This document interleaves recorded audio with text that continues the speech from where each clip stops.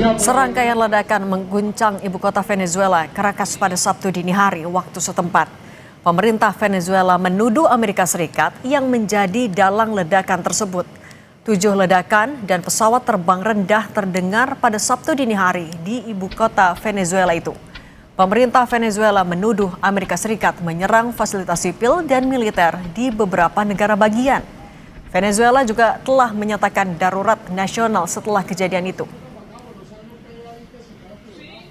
Lebih lengkap soal penangkapan Presiden Venezuela Nicolas Maduro dan istrinya kita bahas bersama pengamat hubungan internasional Teguh Reza Shah. Pak Reza, selamat petang. Selamat petang, salam dari Cikarang, selamat petang. Pak Reza, tapi kami mau minta gambaran dulu. Kalau dari kacamata hukum internasional, sebenarnya apakah yang dilakukan oleh Presiden Trump ini legal dan dibenarkan?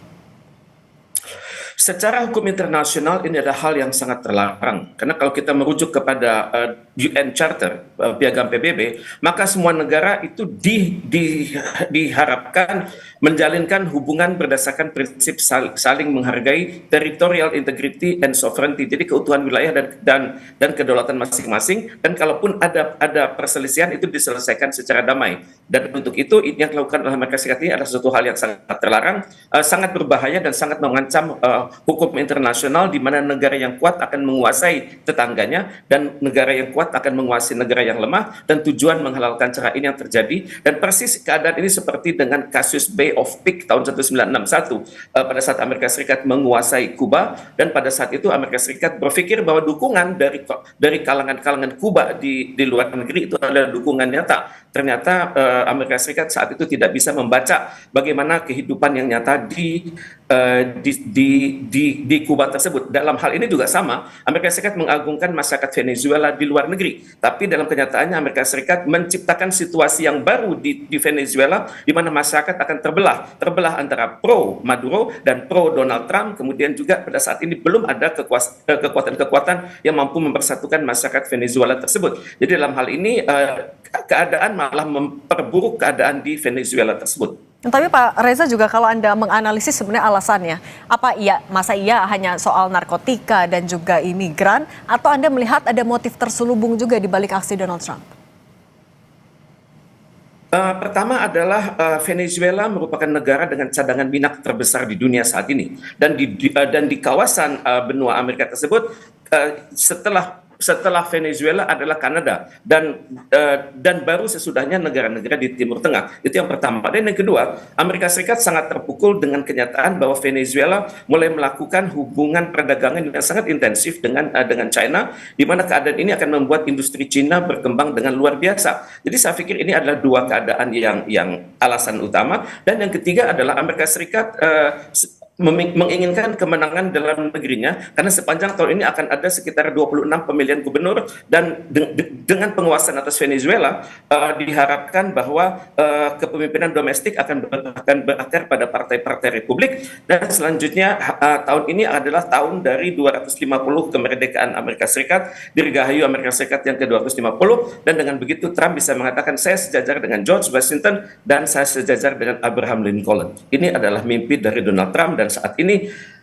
inilah yang terjadi. Dunia tidak berkembang menjadi keadaan lebih baik. Dunia melihat sekarang siapa yang kuat itu yang menang, negara yang besar akan menguasai yang lemah, dan hukum internasional akan terpinggirkan. Nah, kalau gitu Anda melihat akan ada campur tangan dari negara sekutu Venezuela juga nggak? Saat ini saya belum melihat adanya persatuan di kalangan masyarakat Venezuela. Apakah mereka akan merujuk kepada tokoh-tokoh tertentu? Karena saya perhatikan wakil presiden yang wanita itu tidak karismatis seperti halnya Maduro. Kemudian yang diperlukan sekarang adalah figur-figur baru yang bisa mempersatukan mereka. Nah, inilah kelemahan dari Venezuela saat ini, di mana mereka terlalu kuat di pemerintahan, tapi di kalangan pemerintah itu sendiri terdapat berbagai faksi. Ini yang terlihat di mana suatu serangan dari Amerika Serikat atas berbagai fasilitas militer tersebut tidak diantisipasi oleh angkatan bersenjata dari Venezuela. Pak Reza, tapi kalau misalnya seperti misalnya Rusia maupun juga Tiongkok, Anda melihat mereka akan ikut turun tangan?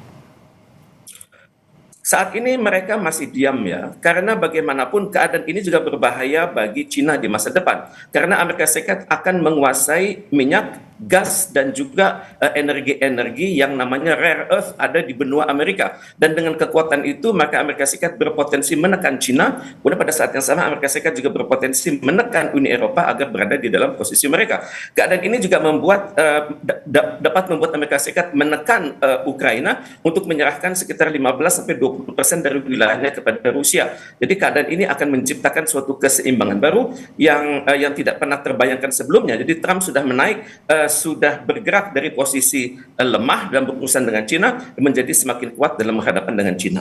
Dengan potensi dampak geopolitik yang dihasilkan, Anda meyakini PBB akan bisa memberikan perubahan yang jelas, tidak hanya mengecam tapi ada aksi nyatanya? Seperti biasa, PBB akan bergerak secara normatif. Kalau kita perhatikan koleksi kata-kata dari Sekjen PBB saat ini, mereka kata-kata kuncinya adalah dialog. Kata-kata kuncinya adalah mendukung perdamaian dunia. Kata kuncinya adalah mendukung terciptanya tertib dunia yang berkeadilan. Maka kata-kata ini sangat normatif. Yang sangat sebenarnya adalah PBB bergerak berinisiatif, misalnya berhubungan dengan negara-negara di benua Amerika, kemudian berhubungan dengan negara-negara dalam Dewan Keamanan di luar Amerika Serikat, karena keadaan ini akan menghancurkan kredibilitas dari PBB sendiri, di mana PBB dapat dikatakan tidak mampu berfungsi menjalankan fungsinya sesuai dengan amanah dari UN Charter tersebut. Pak Reza, tapi dengan Trump yang mengklaim juga akan mengambil alih sementara Venezuela, itu dampaknya apa untuk dinamika geopolitik di kawasan maupun juga secara global?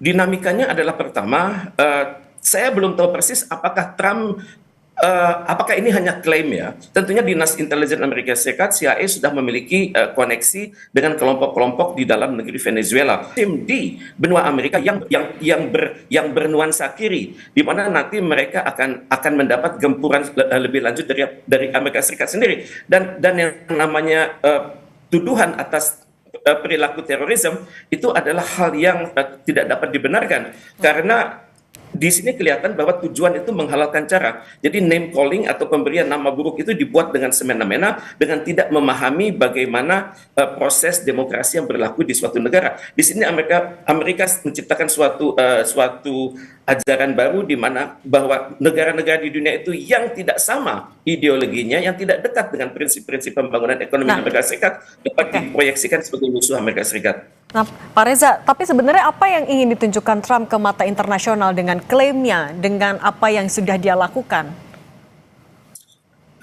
Yang saya perhatikan, yang dia dapat tunjukkan adalah Pax Americana tidak turun, kemudian Pax Sinica tidak naik, yang terjadi adalah stagnan pada Pax Sinica dan kenaikan dalam Pax Americana, di mana dapat diproyeksikan bahwa Amerika Serikat akan memimpin benua Amerika tersebut sebagaimana sudah dijanjikan oleh pemimpin di masa lalu, yakni Monroe Doctrine, negara luar jangan ikut campur urusan benua Amerika, itu adalah lahan saya. Ini yang tampaknya akan dinyatakan oleh Donald Trump ke depannya. Oke, dan Pak Reza, apakah ini juga adalah strategi Amerika Serikat untuk menunjukkan kekuatan militernya, intelijen, dan lain-lain? Jelas bahwa suatu operasi intelijen yang berhasil menangkap Presiden Maduro dan istrinya itu tidak bisa berjalan sendiri. Itu tergantung juga dari instalasi-instalasi militer yang ada antara Washington sampai kepada Caracas. Yang pertama. Kemudian itu juga didukung oleh kesiapan dari armada darat, laut, dan udara, terutama sekali armada laut, untuk menyiapkan pasukan-pasukan khusus memasuki wilayah Venezuela. Dan selanjutnya Amerika Serikat tentunya sangat didukung oleh kelompok-kelompok pro Amerika Serikat yang ada di negara Venezuela tersebut, karena tidak mustahil suatu operasi militer akan berhasil tanpa dukungan dari intelijen di darat. Dan intelijen di darat itu adalah, saya perhatikan, adalah anasir-anasir dari angkatan bersenjata Venezuela yang memberontak terhadap kepala negara mereka. Oke, Pak Teuku Reza Syah, terima kasih sudah berbagi pandangannya bersama kami di Kompas Petang. Pak Reza, selamat petang, sehat selalu.